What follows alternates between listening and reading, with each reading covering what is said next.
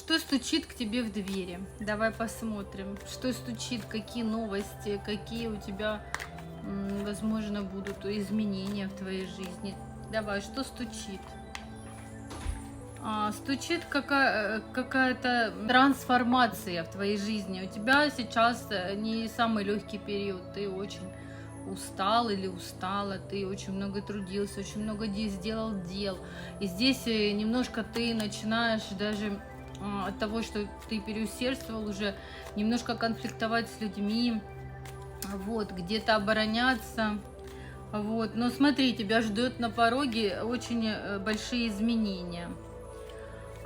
Изменения в сторону прекрасного. То есть тебя ждет какое-то настроение хорошее, какие-то положительные эмоции, вот. Но, несмотря на это, очень разрушающий фактор идет. Вот, где-то у тебя та обида, которая вот сейчас скопилась, она будет перетрансформирована. У тебя как будто все перепрошито и все заново начнется в твоей жизни. Тебе нужно передохнуть, набраться сил для вот этих трансформационных изменений в твоей жизни. У тебя ждут прекрасные перемены. Перемены, да, не без мытарств, да, не без обдумываний, да, не без того, что ты будешь за что-то переживать, тревожиться. Ну, потому что без тревожности, без каких-то таких испытаний жизненных и не бывает этого. Здесь вот так будет все молниеносно изменено в твоей жизни, что ты даже сам или сама не поймешь, как это быстро все поменялось. Но ничего, у тебя ждет все впереди, ждет праздник жизни, и ты еще отметишь эту победу, которая у тебя будет. Вот.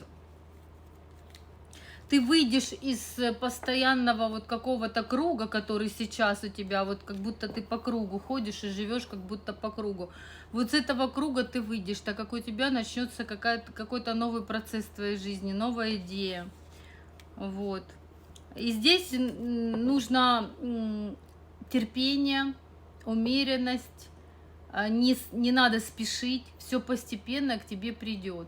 Твои перемены, они будут очень-очень быстрыми, но в них не нужно, спешка не нужна. То есть все придет своим чередом в тот момент, когда необходимо. Поэтому